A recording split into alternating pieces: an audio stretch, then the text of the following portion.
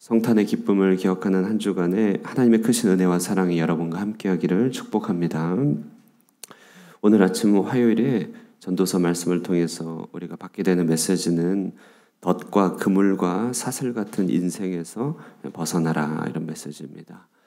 여러분 TV 프로그램 보시면요, 유독 동물의 왕국과 같은 그런 프로그램을 좋아하시는 분들이 있는 것을 주변에서 보셨을 것입니다. 바로 여러분의 얘기일 수도 있고요. 대체로 우리 아버지들, 남성들이 이런 프로그램들 좋아했던 기억이 납니다. 저도 즐겨보지는 않지만 좋아했는데요. 좋아하는 이유는 뭐냐면 동물의 왕국 보면 동물들 모습 하나하나가 다 사람의 모습을 반영하고 있는 것 같습니다.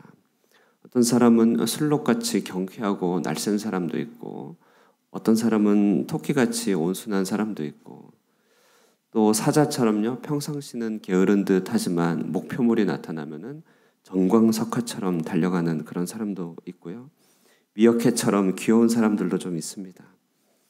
근데 이제 간혹 전율하게 되는 것은 뱀이나 전갈같이 독성이 강한 생물들을 볼 때 참 전율하게 되죠. 뱀은 보니까 음식을 그냥 삼키지 않더라고요. 뱀은 반드시 덮쳐서 또아래를 틀고 숨통을 끄는 다음에 하나씩 집어 삼킵니다. 그렇죠. 전갈은요, 존재 자체가 덫이더라고요.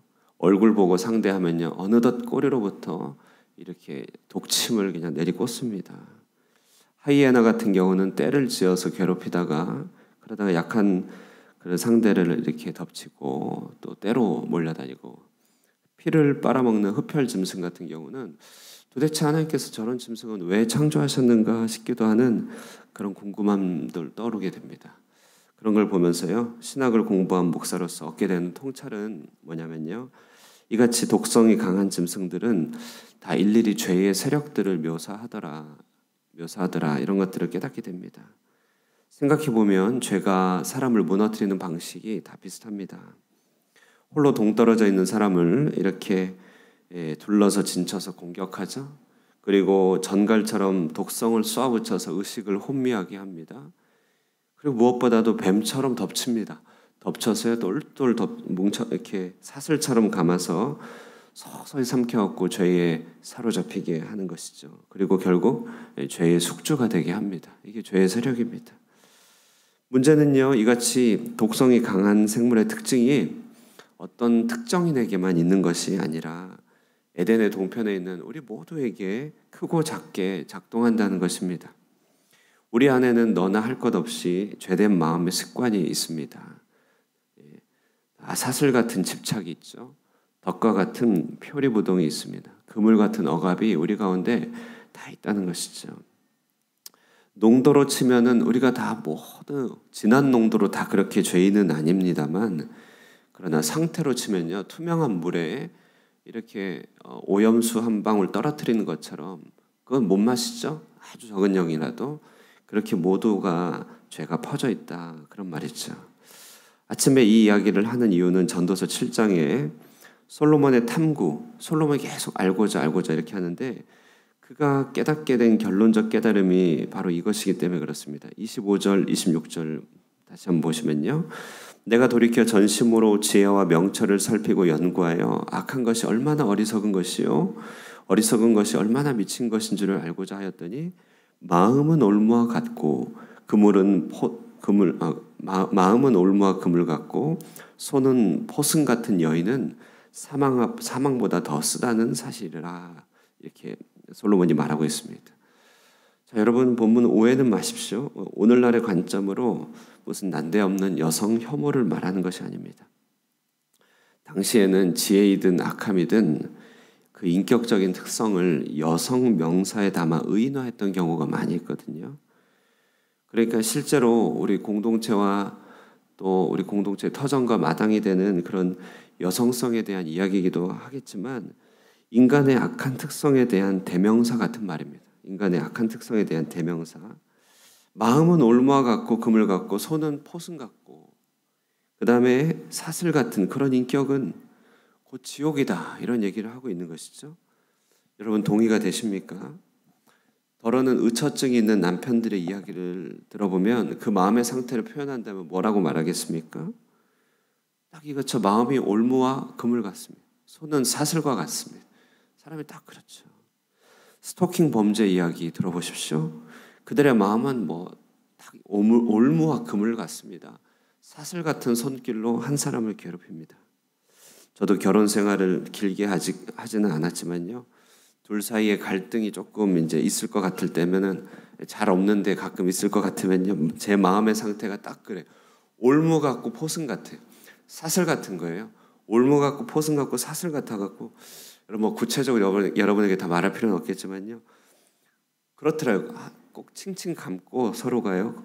걸어 세우려고 하고 장악하려고 하고 또 한편은 그걸 치우고 걷어내려고 하고 더 잡으려고 하고 이것이 바로 지옥과 같은 마음의 상태라는 것이죠. 우리 사람이요 마음이 취약해지면 우리 사람이 마음에 힘이 빠지면요 다시 말해 은혜가 없어지면 우리 삶에 하나님 주신 지혜가 빠져나가면요 그때 상태를 말하면 딱 그물 같습니다. 사슬 같고 그리고 덫과 같습니다. 심리학에서 말하죠. 이렇게 마음이 덫과 같고 사슬과 같고 그물과 같은 이런 마음의 상태, 이런 마음의 상태를 자기에게 뒤집어 씌우면 그런 사람을 신경증 환자라고 하고요. 남에게 뒤집어 씌우면 성격 장애라고 합니다. 이제 사람은 꼭 두 부류 중에 하나라는 거예요. 정도의 차이가 있지만 신경증 환자 같은 사람이 있고 성격 장애 같은 사람이 있죠. 어쨌든 그 마음이 이렇게 올무 같고 사슬 같으면 병이 생기는 것입니다. 여러분 이런 마음의 상태가 다름 아니라 마귀의 역사입니다. 전설의 고향에 나오는 귀신이 무서운 게 아니라요. 이런 마음 가운데 나타나는 귀신의 역사, 악한 힘이 더 무섭습니다. 여기 옆나라 캄보디아의 폴포트 정권이 킬링필드 아시죠? 수많은 사람 죽게 한 거 보면요. 다 그들 마음이 덫과 같고 그물과 같았던 거예요. 온라인에서 때로 지어갖고 누군가를 표적 삼고 숨도 못 쉬게 비방하는 일들은 다 오늘 이 마음 아니겠습니까? 그물과 같은 마음이죠.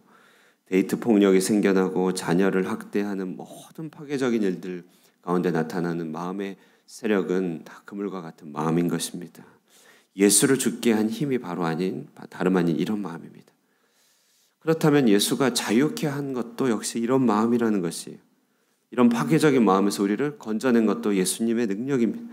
오늘 전도사가 말합니다. 하나님을 기쁘게 하는 자는 그 여인, 그러니까 이런 마음을 피하려니와 죄인은 붙잡히게 된다.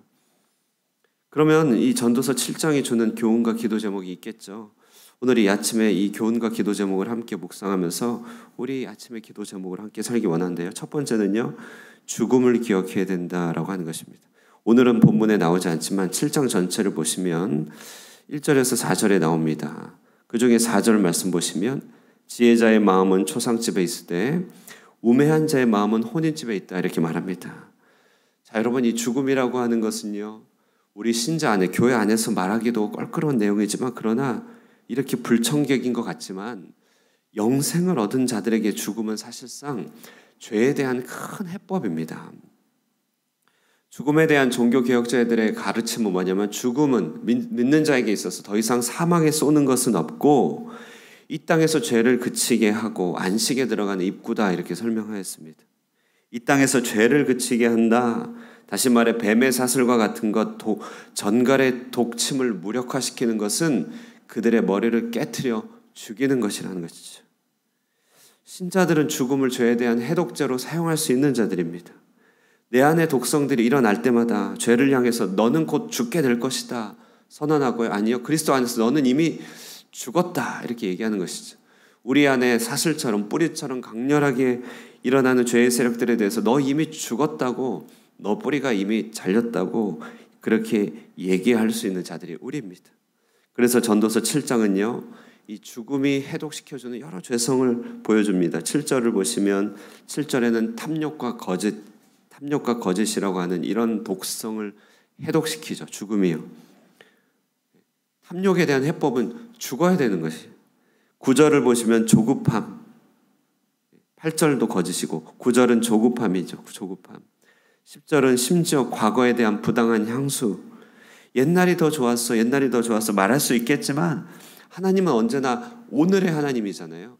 가장 좋으신 분은 오늘의 하나님이고 오늘이 제일 좋은 날입니다. 그런데 어제가 좋았어. 부당한 향수들 이런 것들은 사실 마음의 죄성의 작용이라고 할 수 있죠. 아침의 묵상과 기도는 오늘 아침의 묵상 기도는요. 우리 안에 가시와 은건기처럼 차오르는 죄의 세력이 한 번씩 일어날 때마다 바라볼 때마다 주 안에서 죽었다고 이미 죽었다고 뿌리가 잘렸다고 그렇게 죽음의 해독제를 뿌리는 것이죠. 이것을 묵상하는 것입니다. 주 안에서 이미 죽었습니다. 우리 안에 생명의 세력은 죽을 필요가 없죠. 영생하도록 우리 가운데 있지만 우리 안의 죄성은 죽은 것이죠. 죽었다. 묵상하시면서 하나님의 능력을 함께 찬양하는 아침 되길 바랍니다. 두 번째 해법은요. 그래서 이제 극단적이 되지 말라고 말합니다. 17절, 18절 한번 읽어볼까요? 17절, 18절 읽겠습니다. 시작. 지나치게 악인이 되지도 말며 지나치게 우매한 자도 되지 말라. 어찌하여 기한 전에 죽으려고 하느냐?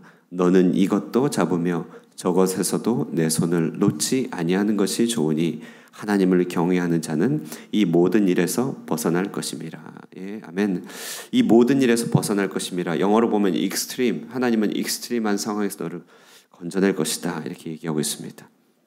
특히 16절을 보면요. 15절을 보면요. 의로움에도 불구하고 멸망하는 의인이 있고 악행에도 불구하고 장수하는 악인이 있다고 이렇게 말하죠.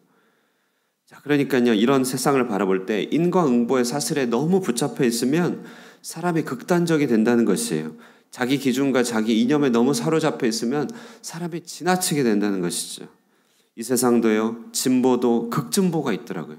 보수도 극보수가 있습니다. 신앙세계도 성령파들 보면은요. 극단적인 은사주의자가 있고요. 말씀을 강조하는 그런 교단들도요. 극단적인 문자주의가 있습니다. 또 극단적인 회피주의자도 있습니다. 한 분 한 분의 이야기를 들으면 다 일리가 있지만요. 그러나 좀 비슷한 거 있습니다. 이들 컨텐츠는 다 달아도 유사한 거는 뭐냐면요. 다 극단적이에요. 마음의 덫과 같고 사슬과 같은 것이 그들을 극단으로 이끌고 갑니다. 정의와 공평을 이루고자 하는 마음은 좋지만 사슬과 같이 그것을 추구하더라고요. 자유와 올바른 가치를 추구하는 것은 좋지만 덫과 같이 그것을 추구하고요. 신앙도요. 은사를 추구하는 것 중요하지만요. 그것을 사슬과 같이 추구하여 다른 모든 사람들을 평가합니다. 18절에 말하기를 하나를 붙잡되 다른 하나를 놓지 말아라. 우리가 추구하는 선을 이루실 분은 내 손의 힘이 아니라 오직 하나님의 악력, 하나님의 강력하고 그물과 같은 하나님의 손이지 우리가 아니라는 것이죠. 그러므로 오늘 아침에요. 먼저 죽음이라는 해독제를 묵상하고요. 두 번째는 우리가 원하는 그런 간절한 선함들 있잖아요. 그 하나님께서 이루시도록 우리 자신을 내어드려야 됩니다. 내 손이 아니라 하나님입니다. 더욱 간절히 원하되 하나님께 일일이 맡겨드려야 됩니다. 이것이 극단적으로 되는 일에서 피하는 것이죠. 끝으로 세 번째는 간단히 보면 실용적인 해법을 말해주죠. 21절 한번 보실까요? 21절 함께 읽겠습니다. 시작. 또한 모든 사람들이 하는 모든 말에 내 마음을 두지 말라. 그리하면 내 종이 너를 저주하는 것을 듣지 아니하리라. 예, 한마디로 실용적인 해법은요. 우리가 이런 죄성을 피하기 위한 실용적인 해법은 사람들을 좀 덜 의식해야 된다. 이런 말이죠. 사람들을 좀 덜 의식해야 된다. 우리가 합창을 하거나 합주를 하면요. 다른 사람을 의식하되 지나치게 의식하지는 않습니다.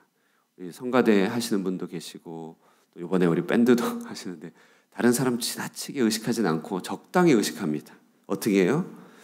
화음을 이룰 정도로만 의식하지 다른 사람의 소리가 내 소리를 억압하고 억누를 정도까지 그렇게 의식하지는 않아요. 우리가 마음의 온갖 올무와 사슬에서 벗어나는 실천적인 길 하나는요. 사람들의 말에 일일이 다 귀 기울 필요 없다는 것이죠.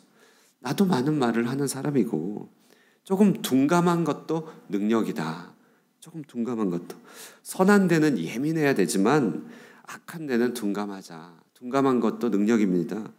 하나님의 뜻을 행하자고 하는 말에는 예민해야 되지만 이런저런 이야기에 대해서는 반쯤 난청 환자라고 생각하는 그것도 필요하다. 하나님이 내 귀에 필터를 주시기를 원합니다.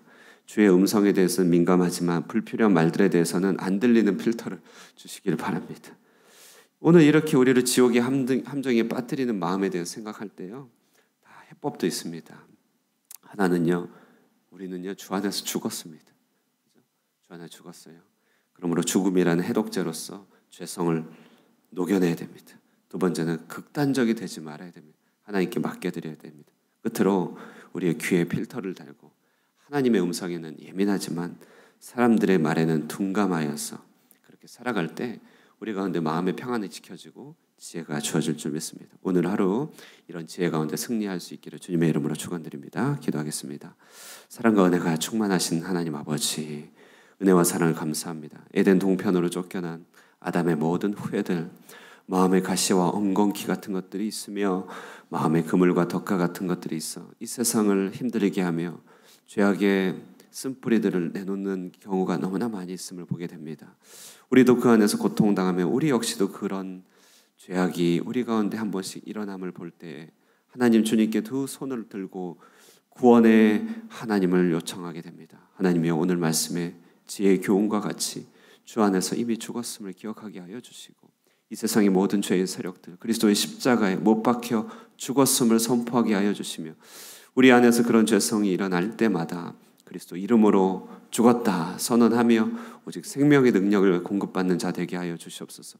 간절히 원하고 소망하는 좋은 것들, 선한 것들 하나님이 이루시도록 우리 자신을 내려놓게 하여 주시고 일일이 주님께 맡겨 하나님만이 영광 받으시도록 우리 삶을 극단으로 몰아가지 않도록 지혜를 허락하여 주시고 무엇보다도 선한 일에 하나님의 음성이 예민하되 악한 일에 사람들의 말들에 둔감하여 하나님께 영광을 올려드리기 부족함이 없는 마음이 될 수 있도록 축복하여 주시옵소서.